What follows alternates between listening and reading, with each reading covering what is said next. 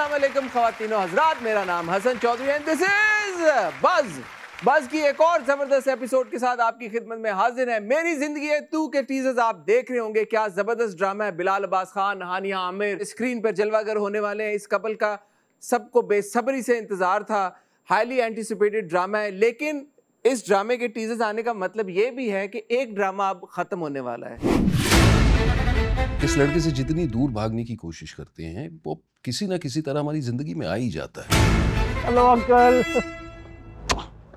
आप ग्रेट हो अंकल।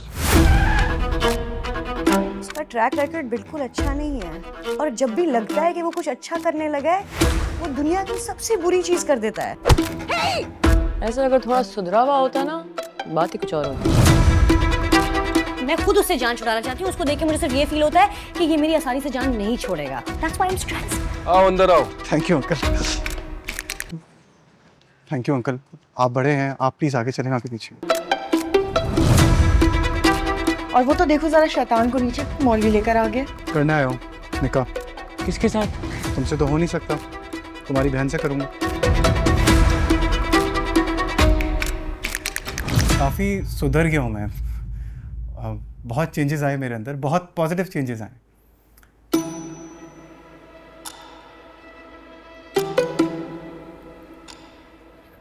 ऐसा लोग कहते हैं मेरे बारे में।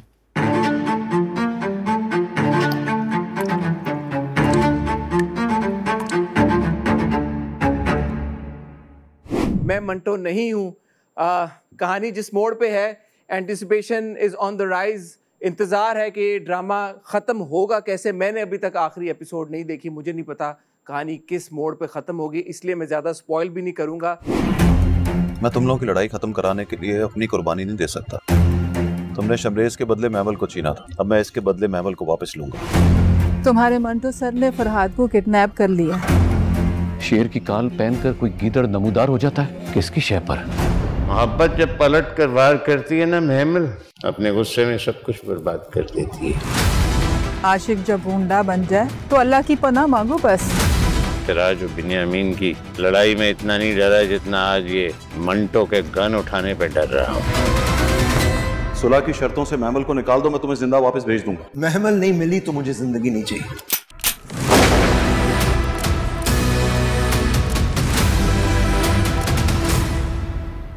आप लोग मुझे बताएं आपको क्या लगता है कमेंट सेक्शन में कि ड्रामा कैसे ख़त्म होगा। और अगर आपने आखिरी एपिसोड में मंटो नहीं हूँ कि देख ली है तो कमेंट सेक्शन में ये बताएं कि आप उससे कितना रिलेट करते हैं, आप अग्री करते हैं, नहीं अग्री करते, आपको पसंद आई एंडिंग, नहीं पसंद आई। और सबसे बढ़ के मंटो तो चलें अब ख़त्म हो रहा है, मेरी ज़िंदगी है तू शुरू होने की आपको कितनी एक्साइटमेंट है वो भी हमें कमेंट सेक्शन में ज़रूर बताइएगा। बिरयानी के बारे में दोबारा एक छोटी सी कंप्लेन यही करूँगा कि मिरान और निसा के सीन्स हमें नहीं देखने को मिल रहे। क्यों नहीं देखने को मिल रहे? जो एक्साइटमेंट उनके रोमांस को लेके थी थोड़ी सी ठुस होती हुई नज़र आ रही है। मैं नहीं चाहता कि वो ठुस हो, इसलिए मेरी रिक्वेस्ट है हमारे राइटर, डायरेक्टर, बिरयानी की पूरी टीम से कि भाई ये जो फेज़ है छोटा सा जिसमें मिरान और निसा के बीच में दूरी आ गई है, इसको जल्दी से गुजारें, हमें वापस से मिरान और निसा की तरफ लेके जाएं। हम चाहते हैं कि इस ड्रामे की हैप्पी एंडिंग, और वो हैप्पी एंडिंग तभी होगी जब मिरान और निसा की शादी हो जाएगी, उनका रोमांस हमें मज़ीद देखने को मिलेगा। सवाल ये यकीनन यहाँ पे उठता है कि अगर ऐसा हुआ तो गुल के साथ क्या होगा। सब तुम्हारा पूछ रहे थे, निगत बाजी, मामू जान, निसा ने भी बहाने बहाने से तुम्हारे बारे में पूछा।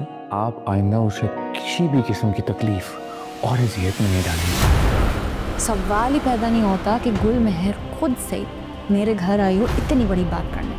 100% इसकी प्लान है। मैं नहीं चाहती कि निसा की मैरिटल लाइफ भी मेरी तरह गुजरे। आपको लगता है कि राशिद का और निसा का जोड़ परफेक्ट है? आपको पता है गुल मेहर क्यों आई थी? मैं तो सिर्फ ये चाहती हूँ कि निसा राशिद की मजबूरी को अपने गले से उतार के फेंक दे।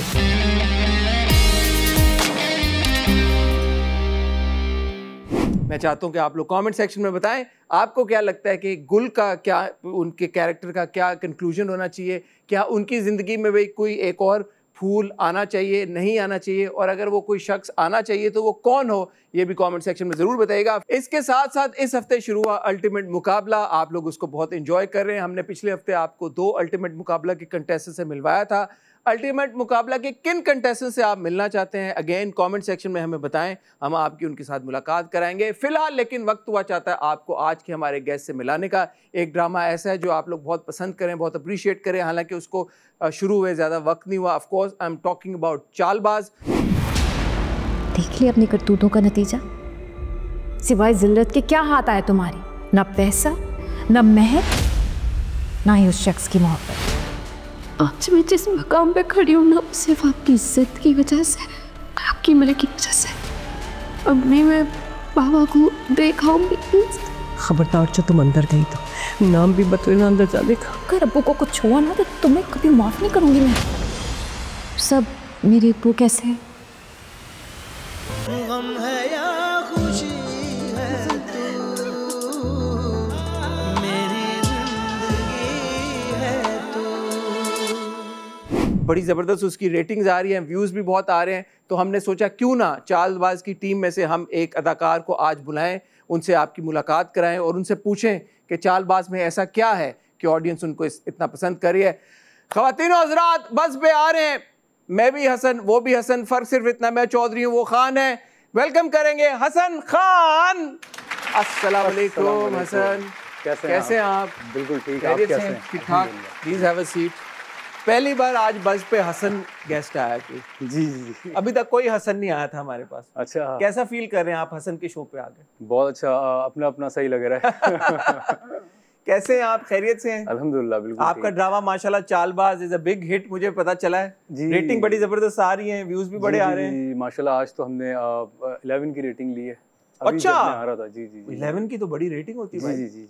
तो चालबाज के ऊपर भी आते हैं, थोड़ी सी उसके बारे में डेफिनेटली बात करेंगे। मुझे बताएं कि 2019 में आपका डेब्यू हुआ माशाल्लाह। जी। तो कैसे अपनी जर्नी को देख रहे हैं? 6 साल हो गए अब तो। बिल्कुल, बहुत कुछ सीखा। हैप्पी है? जी, पक्की बात है? बिल्कुल। हसन भाई सही बताना, सच्चा शो है ये। बिल्कुल, बहुत कुछ सीखा हसन भाई, और आगे भी इंशाल्लाह स्टार्ट है। अभी तो नहीं, अब तो 6 साल हो गए हसन भाई। 6 साल कहाँ पता लगता। अच्छा, हाँ, 6 साल। एक्टिंग ऐसा नहीं है कि आप जो है जाते के साथ ही होता है, बहुत रेयरली ऐसा होता है कि आप जाते हैं, लेकिन काम को सीखने में टाइम लगता है।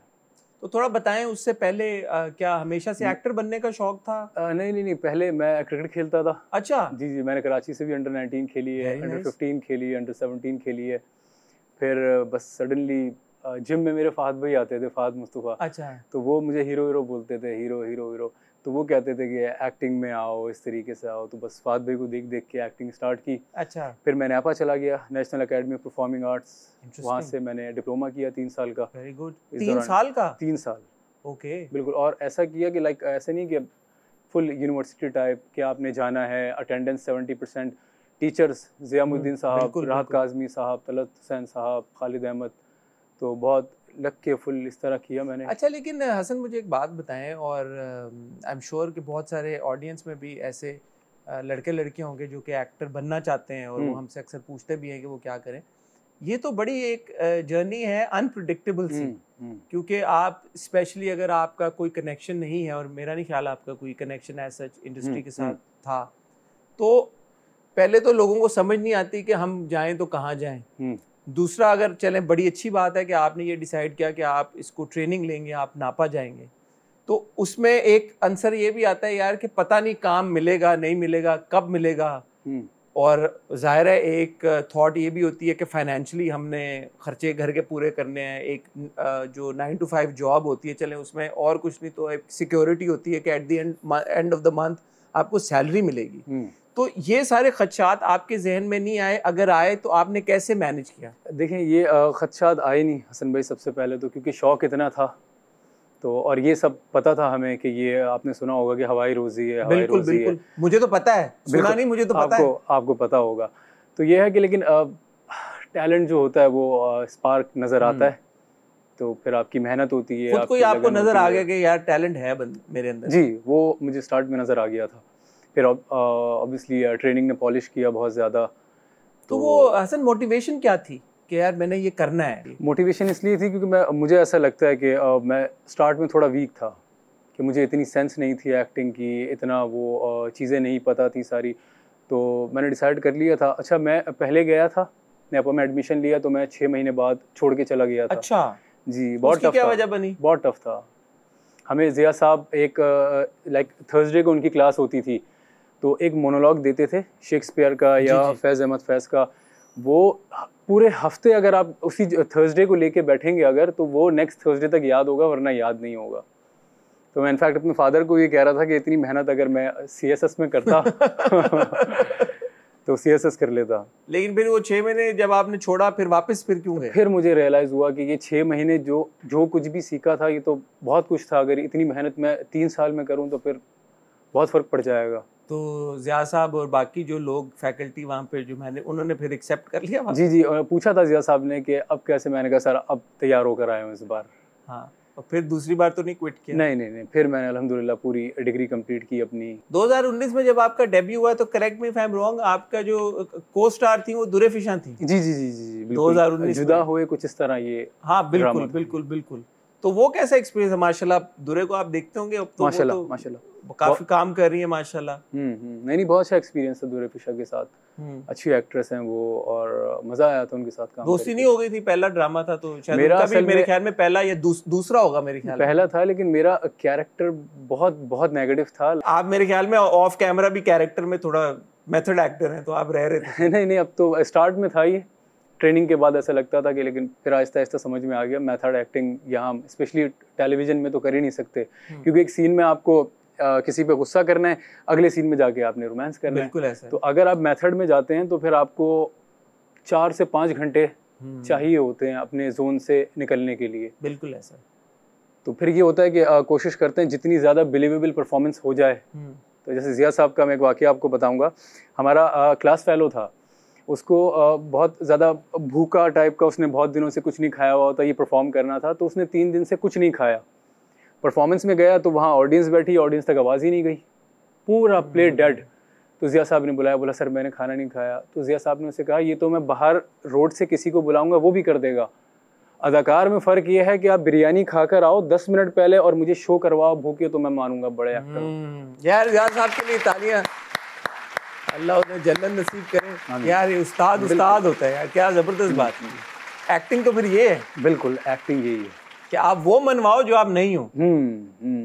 ऐसे ही। और बहुत सी जगहों पे आप देखें हमें चीट करना होता है, लाइक आप किसी को हिट कर रहे हो, इस तरह कर रहे हो, तो अगर आप मेथड की तरफ जाओगे फिर तो दूसरों को भी नुकसान होगा। 10 चीज़ें होती हैं। चालबाज कैसे आया आपके पास? चालबाज बस चलते चलते आगे बिग बैंग से बेसिकली ऑफर आई थी इसकी। और वो तो फाद मुस्तफा तो पहले ही आपको हीरो बुलाते हैं। जी। खैर इतना सपोर्ट नहीं किया। यार इस पे भी जरा कुछ रोशनी डालें, क्योंकि डेब्यू तो आपका नहीं हुआ बिग बैंग के साथ। मैं फाद भाई को यही कहता हूँ, आप हीरो भूल के आप कहीं गायब हो गए थे सडनली। जब मैंने देखा, लेकिन यह है कि गाइडेंस उनकी थी, जब कभी भी मुझे ज़रूरत पड़ी तो मैं उनको मैसेज भी कर लेता हूँ। तो ये आपका बिग बैंग का पहला ड्रामा है? नहीं, दिल वीरान पहला ड्रामा। वो कौन से साल में आया था? वो आया था आई थिंक 2021 में। तो ठीक है, उन्होंने 19 में आपका आया तो उन्होंने दे दिया शुरू में आपको। जी। 21 से लेके अभी 25 तक उन्होंने बीच में नहीं दिया। मैं इस बार में क्या कहूँ, कुछ नहीं, बस आप दुआ करें। क्यों नहीं दिया? अगर आपके नेबर भी हैं और अगर आपसे उनके फोन पे राब्ता भी रहता है, वो आपको गाइड भी करते हैं, तो क्या वजह बनी कि आपको लगता है? बस मेरी मसरूफियात भी थी, मैं थिएटर वगैरह में ऑक्यूपाइड था। फिर फाद भाई भी कहीं बिजी होंगे किसी। ठीक है, तो ये कैसे आया? बस कॉल आई थी प्रोडक्शन हाउस से, एक स्क्रिप्ट है, मैंने कहा ठीक है आप मुझे भेज दें, मैं पढ़ लेता हूँ। तो जब मैंने पढ़ी तो मुझे टोटली डिफरेंट लगा बाकी ड्रामे से। बाकी जी, जैसे आपको लगता है पता होगा सास बहू का कंटेंट चला आ रहा है, तो ये टोटली डिफरेंट था। इसमें सास बहू नहीं था, इसमें सिर्फ लड़के ज्यादा मर्दों की कहानी थी और एक बहू थी। जी, सास नहीं थी। बिल्कुल। जो मेरी वाइफ हैं इसमें, जो ये हैं सनिया शमशाद, आयजा का कैरेक्टर है, ये थी जो कि पूरा घर में आके, ऐसे घर में जिसमें 3 भाई और एक उनके वालिद साहब, ये लोग बहुत यानी इनका दोस्ती, बहुत ज्यादा दोस्ती थी इनकी आपस में। बड़े पॉजिटिव कैरेक्टर्स हैं, सब भाई एक दूसरे से बड़ा प्यार करते हैं, छोटे भाई बड़े भाई की बड़ी रिस्पेक्ट करते हैं। बिल्कुल, वालिद साहब ने भी बड़ा संभाल के रखा हुआ है। और ये एक लड़की आई और इसने तराट डाल दी। आपने पढ़ा भी होगा तो आपको लगा नहीं यार ये तो सनिया का सारा मेन तो रोल वो है, वो ना ले जाए सारा स्क्रीन टाइम, ऐसा नहीं खदशा नहीं, मैं और भाई जो हैं वो 3 भाई हैं, तो ये ना हो कि जरा नहीं इससे फर्क नहीं पड़ता, ऐसी चीजों से नहीं आपको। नहीं, बस कैरेक्टर मेरे लिए डिफरेंट था, क्योंकि अभी तक मैंने जो किए वो थोड़े से थोड़े से इमेच्योर। ये टोटली मैच्योर गाय, पूरा घर इस पर डिपेंड कर रहा है। वाले साहब रिटायर हो गए, तो भाइयों का साथ दे रहे हैं, उनकी भाइयों का साथ, भाइयों की शादियां, फिर भाइयों को सेट करना है। तो इस कैरेक्टर का मकसद ही ये था कि मेरे भाई किस तरफ जा रहे हैं, उनको अपनी हर जगह सेटल करना और अपने फादर का लुक आफ्टर करना, फादर को। जैसे मैं कह रहा था अभी कि माशाल्लाह आपने भी बताया कि रेटिंग बड़ी जबरदस्त, 11 की रेटिंग आज की रेटिंग, व्यूज भी अच्छे आ रहे हैं। आपको क्या लगता है कि चालबाज में ऐसा क्या है कि ऑडियंस कनेक्टेड फील कर रही है? देखें, सबसे पहले तो कंटेंट ऐसा था, कहानी, जी बिल्कुल। फिर दूसरी बात, इसमें मैं डायरेक्टर को क्रेडिट देना चाहूँगा हसन भाई, क्योंकि कास्ट आप देख रहे हैं, कास्ट कोई वो नहीं है कि सिंगल ट्रैक हो, सोलो हो, उस तरीके से। तो इन सब को ट्रैक पे लेके चले। राव अयाज जिनका ड्रामा है, ये जो डायरेक्टर हैं इसके, तो सब राव शहजाद साहब, जी, उनको कैरेक्टर में लेकर आए, शुरू से लेके सबको समझाया कि ये है, फिर ये चेंजेस आएगी, फिर इस तरफ जाएगा ये कैरेक्टर, तो सबको एक साथ लेके चले, उनको बहुत बड़ा क्रेडिट जाता है। ख्वातीनो हज़रात, वक्त हुआ चाहता है एक छोटी सी ब्रेक का। हसन अभी यहीं पे मौजूद है, ब्रेक से वापस आएंगे तो गुफ्तगू का सिलसिला जारी रखेंगे, कहीं जाइएगा मत। वेलकम बैक ख्वातीनो हज़रात, हसन अभी तक हमारे साथ मौजूद हैं, उनसे गुफ्तगू का सिलसिला जारी है। हसन भाई ये बताएं, जैसे आपका माशाल्लाह 7 डेज अ वीक है ड्रामा, राइट? तो जो ऐसे जो हमारे सोप्स होते हैं, जो सोप्स के एक्टर्स होते हैं, मैं उनसे हमेशा ये सवाल पूछता हूँ, यार आप क्या इसको एज अ प्रेशर लेते हैं या आप इसको एंजॉय करते हैं, द फैक्ट कि आपकी शक्ल हफ्ते के 7 दिन ARY डिजिटल जैसे एक चैनल के ऊपर, माशाल्लाह पाकिस्तान का सबसे देखे जाने वाला चैनल, रोज़ आप नज़र आ रहे हैं। 7 बजे का आपका स्लॉट है, रोज़ 1 घंटा 7 से 8 आप नज़र आ रहे हैं। ये आप इसको एज अ प्रेशर देखते हैं, यार मतलब मेरी परफॉर्मेंस, मेरी स्किल के ऊपर ये बड़ा ही एक है स्क्रूटनी कि यार मुझे परफॉर्म करना है, या आप इसको एंजॉय करते हैं कि यार देखो रोज़ ARY के ऊपर मेरा प्रोग्राम, मेरा ड्रामा आता है, मैं नज़र आता हूँ? नहीं, हम तो एंजॉय करते हैं। और मैं आपको बताऊँ ऑनेस्टली, मैं सोचता नहीं हूँ कि ये हफ्ते में 1 दिन आए, 2 दिन आए। अच्छा, इससे लेकिन फ़र्क पड़ता नहीं है आपको? नहीं यार, मुझे तो लगता है बहुत फ़र्क पड़ता है। नहीं, मेरा नहीं ख्याल पड़ता है। 7 दिन आए या 2 दिन आए, बहुत से लोग हैं उनको एतराज़ होता है इस बात पे कि 7 दिन आएगा। अच्छा, आप देखें ना, लोग जब उस पर जाते हैं कि यार 8 PM वाले जो होते हैं, लेकिन उसकी एटलीस्ट 2 एपिसोड्स तो आती हैं। 2 आती है ना, यहाँ 7 आ रही हैं। तो मुझे तो ये लगता है कि देखने वाले को, मतलब अगर आप इस पॉइंट ऑफ व्यू से देखें कि यार रिलेटेबिलिटी ज़्यादा होगी, आपको ज़्यादा आई बॉल्स मिलेंगी, नहीं इसमें ज़्यादा लोग आपके साथ कनेक्ट करेंगे अगर आप रोज़ नज़र आएंगे। जैसे अभी हम तमाशा देख रहे थे, राइट, फॉर एग्जांपल, एक रियलिटी शो था, लेकिन वो एक आदत भी बन जाती है कि रोज़ आपको पता है एक एपिसोड आनी है। इसी तरह एक अगर आपको पता है एक सीरीज़ है या ड्रामा है जिसकी रोज़ एक एपिसोड आनी है, तो वो कहीं ना कहीं आपकी वो ड्रामा आदत भी बन जाता है कि यार ये मुझे देखना है, अब मुझे देखना है, अच्छा कहानी में क्या हो रहा है। तो एक अच्छी बात भी है एक तरह से। अच्छा, इसमें एक इसका नुकसान ये है कि जब ये 7 दिन आ रहा है तो कहीं ना कहीं चांसेस होते हैं कि आपका ग्रिप लूज होगी, क्योंकि आप ऑडियंस को 80 डेज 85 डेज नहीं कनेक्ट कर सकते अनलेस के आपका कुछ बहुत एक्स्ट्राऑर्डिनरी कंटेंट तो यही फिर प्रेशर में शायद तब्दील हो जाती हो बात के, यार कि एज अ परफॉर्मर आपने एक्टिंग ऐसे करनी है, और अगर कहीं पर ड्रैग हो भी रहा है, लेकिन एज एन एक्टर आपके लिए चैलेंज है कि आपने ऑडियंस को हुक करके रखना है। नहीं, हम परफॉर्म करते हुए सोचते नहीं है ना। अच्छा, हम अगर ये सोचेंगे कि यार ये 7 बजे लगेगा, ये डेली आएगा, तो क्या परफॉर्म करेंगे?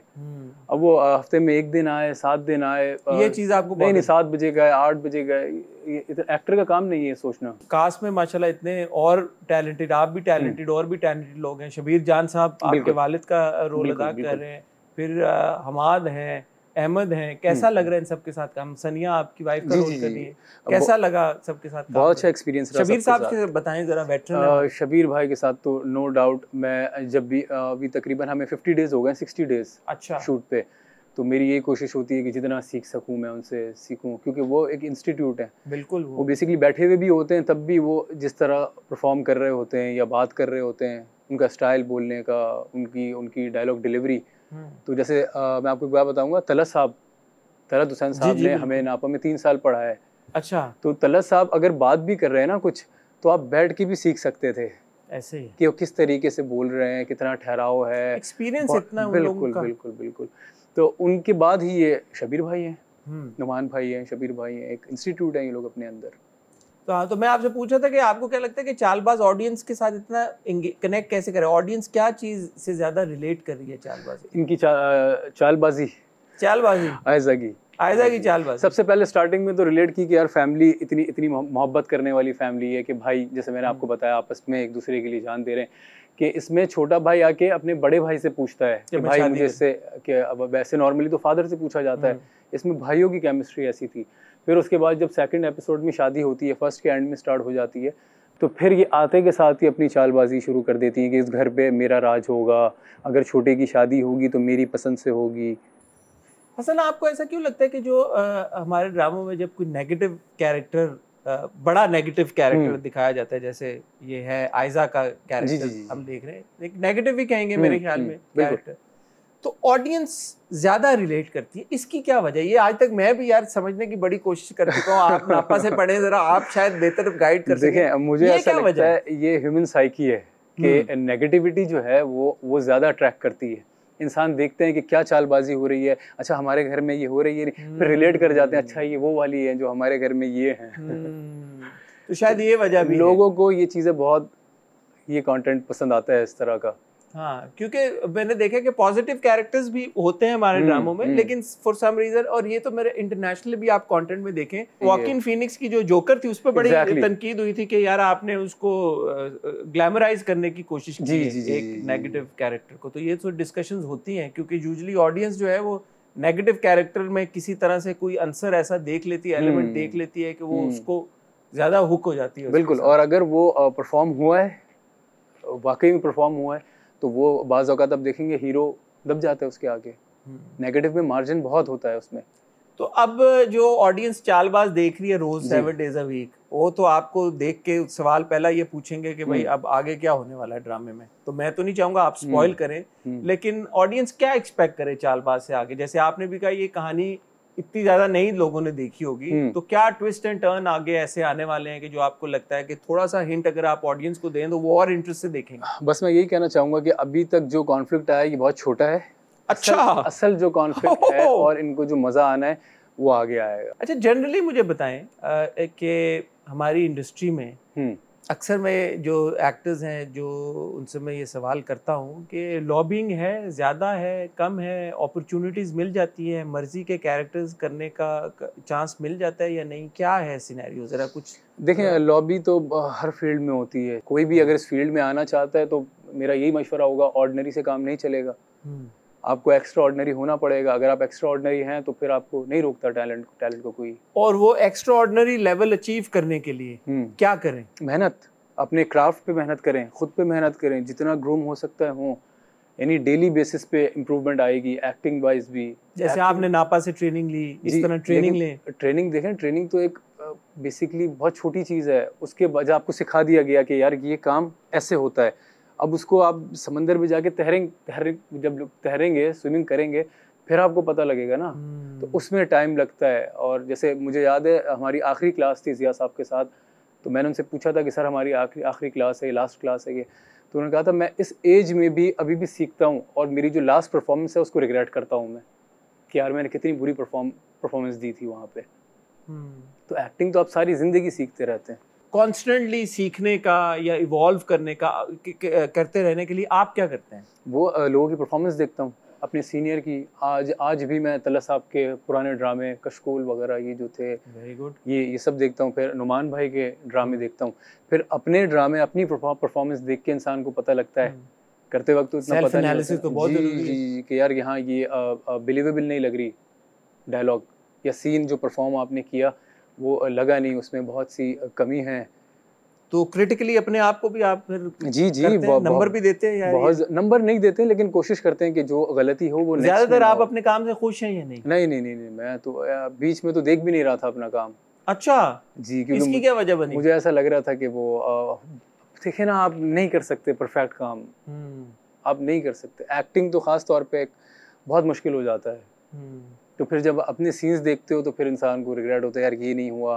तो आजकल आप चालबाज के अलावा कोई और ड्रामा देख रहे हैं पाकिस्तान? जी, शरपसंद देख रहा हूँ यार। कैसा लग रहा है? बहुत जबरदस्त।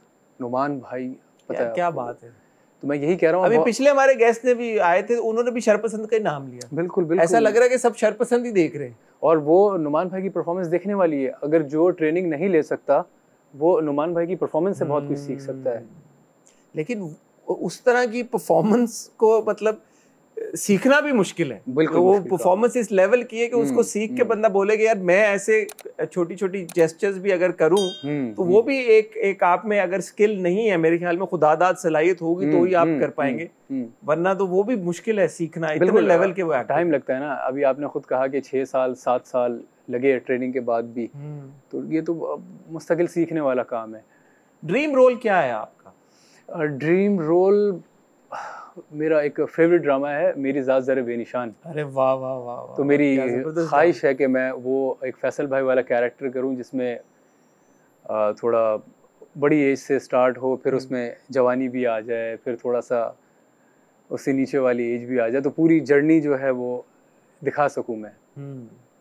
थिएटर में तो हमने किए 50s वाले, मैंने 62 भी प्ले किया मैंने कैरेक्टर में। अच्छा जी जी जी, थिएटर में तो करना पड़ता है। थिएटर में तो जाहिर है आपकी फिर ट्रेनिंग होती है, ऐसे ट्रेनिंग होती है बेसिकली, जैसे आपकी आवाज को बहुत आपको ट्रेन करना पड़ता है जी जी थिएटर के लिए, फिर बॉडी लैंग्वेज आपकी कंप्लीटली, फिर क्योंकि आपको डिफरेंट तरह के रोल। अच्छा थिएटर में एक चीज ये भी है ना कि आपको जो इंस्टेंट रिएक्शन मिलता है, मेरे ख्याल में एक्टर के लिए तो वो एक दवाई की तरह है, वो टॉनिक की तरह है। ऑडियंस की रिएक्शन की बात कर रहे हैं, जो इंस्टेंट आपको ऑडियंस का रिएक्शन मिलता है, टेलीविजन में वो शायद आपके केस में है क्योंकि आपका ड्रामा 7 दिन आ रहा है तो आपको भी वो इंस्टेंट रिएक्शन फौरन मिल रहा है। नहीं, थिएटर में तो जब परफॉर्मेंस खत्म हो जाती है उसके बाद मिलता है, इंस्टेंट है ना, परफॉर्मेंस खत्म हुई और आपको तो यहाँ भी मिल जाता है, नीचे कमेंट्स में आए हुए होते हैं, वो वही बात है आपको लगता है? नहीं आजकल थोड़ा सा, अब मैं इनफैक्ट कल सेट पे किसी को बता रहा था कि अब मैं कमेंट्स नहीं पढ़ता। अच्छा, ये क्या वजह बनी भाई? बस वो लोगों का माइंडसेट थोड़ा सा डिफरेंट हो गया है,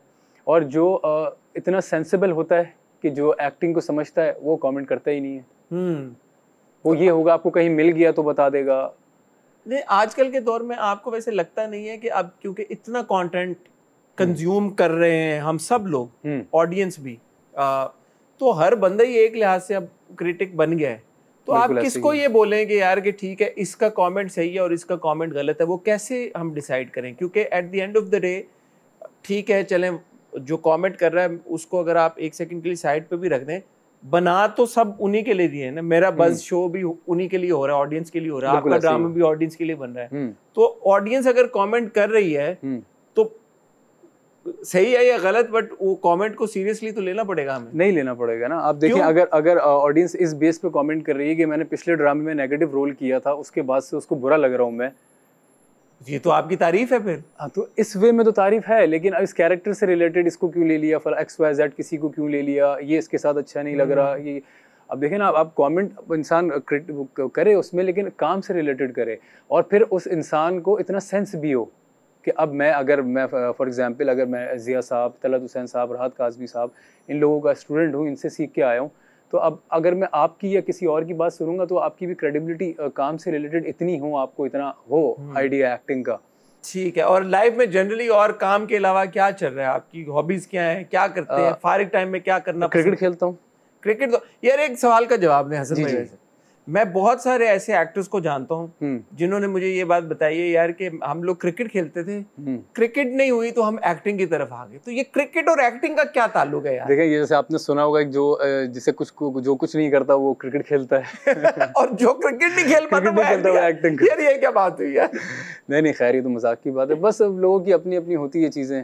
बहुत सारे मैं जानता हूँ क्रिकेट में ना, मैं आपको बताऊँ, क्रिकेट में बहुत मुश्किल हो जाता है, क्योंकि आप देखिए इतनी बड़ी आबादी है, उसमें 11 लोग खेलते हैं, तो लक फैक्टर जो है वो बहुत ज्यादा इन्वॉल्व हो जाता है। एक्टिंग में भी बहुत लक फैक्टर, एक्टिंग में फिर भी चैनल्स इतने हैं, इतने ज्यादा प्रोडक्शन हाउस हैं, तो कहीं ना कहीं आपको मौका मिल जाता है। लेकिन क्रिकेट और एक्टिंग ये मुझे बहुत ओपोजिंग फील्ड है यार, एक स्पोर्ट्स है। बस ये इत्तेफाक है, इसको आप इत्तेफाक कहेंगे। इत्तेफाक मैं समझ जी जी जी कि लोग जो क्रिकेट खेलते हैं वो यहाँ एक्टिंग की, हालांकि दोनों टोटली डिफरेंट फील्ड है। आजकल की जनरेशन में आपको लगता है कि यार ये वाकई में इस एक्टर में पोटेंशियल है? बहुत से हैं, बताएं। बिलाल है, वहाज है, फिरोज है, ये सारे बहुत अच्छे एक्टर हैं। ये लड़कियों में दुरफिशा है, हानिया आमिर है, बहुत अच्छा काम, माहिरा है, बहुत अच्छे हैं ये लोग। और आपको लगता है कि डायरेक्टर के ऊपर भी जिम्मेदारी आती है कि एक एक्टर में स्किल अगर है भी तो डायरेक्टर उसको ज़्यादा और अच्छे तरीके से प्रेजेंट कर सकता है? बिल्कुल बिल्कुल, डायरेक्टर के लिए बहुत ईजी हो जाता है, बजाय उसके कि वो एक्टर परफॉर्म नहीं कर पा रहा, उसको एक सीन में 2-2 घंटे लग रहे हैं, 3-3 घंटे लग रहे हैं, नहीं हो पा रहा।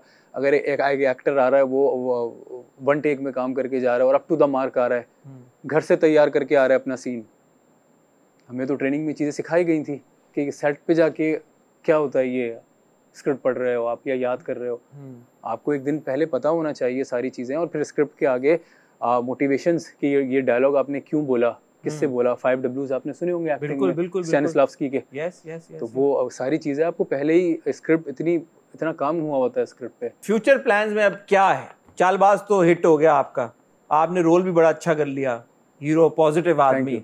अब आगे क्या है? स्क्रिप्ट्स आ रहे हैं, चालबाज की परफॉर्मेंस देख के लोगों के फोन आना शुरू हो गए हैं। जी जी जी बिल्कुल। अच्छा, अब इंशाल्लाह अगली स्क्रिप्ट पढ़ रहा हूँ मैं। काम शुरू हो गया है? जी जी। फाद भाई ने एक और स्क्रिप्ट ऑफर किया नहीं किया? नहीं काम बस ये दिसंबर में इसका पैकअप है। अच्छा, उसके बाद एक छोटा सा टूर है फैमिली के साथ यूएस का। अच्छा, फिर आके इंशाल्लाह दूसरे सेट पे। तो क्या फैसला कर लिया कि अगला रोल भी पॉजिटिव होगा, नेगेटिव होगा? बस डिपेंड करता है, अभी तो एक स्क्रिप्ट पढ़ रहा हूँ मैं। अच्छा, तो मैं इतना सोचता नहीं हूँ नेगेटिव। इतना नहीं सोचते आप? नहीं, एक्टर हैं भाई, एक्टिंग करेंगे। और ये बताएं हसन भाई, ये ख्याल आता है यार कि क्योंकि स्लॉट्स बने हुए हैं अब, ये एक है तो सही कि यार 8 बजे वाला ड्रामा करना है, 8 PM ड्रामा, जरा उसमें ज्यादा एक उसकी वाइब होती है, हाइप ज्यादा होती है, ये कभी सोच आई है? नहीं असल में मैं आपको बताऊँ ना, मेरा जो माइंडसेट है वो ट्रेनिंग की वजह से बहुत डिफरेंट है लोगों से। जबरदस्त परफॉर्मेंस है वो। अब मैं 7 बजे में करूँ, मैं 8 बजे में करूँ, अगर मैं या मेरे टीचर्स मुतमईन हैं मेरी परफॉर्मेंस से, तो ये मेरी जीत है, बजाय इसके कि मैं 8 बजे वाला प्रोजेक्ट करके जीत लेने की इतना अच्छा लग रहा है आपसे मिलके, क्योंकि मेरे ख्याल में आप पहले ऐसे वाहिद एक्टर होंगे जिनसे मैं मिला हूं जिनका फोकस यही है कि मैंने एक्टिंग करनी है भाई, मुझे नहीं फर्क पड़ता 7 बजे वाला है, 9 बजे वाला है, पॉजिटिव है, नेगेटिव है, लोग क्या कह रहे हैं क्या नहीं कह रहे हैं, मुझे बस अपनी एक्टिंग से कंसर्न है। ये बड़ी अच्छी बात है। इसमें क्रेडिट जाता है हमारे टीचर्स को, बहुत अच्छी बात है, इन्होंने ऐसी ट्रेनिंग की है। 3 साल वो वाकई बहुत मुश्किल होते हैं जो जबरदस्त।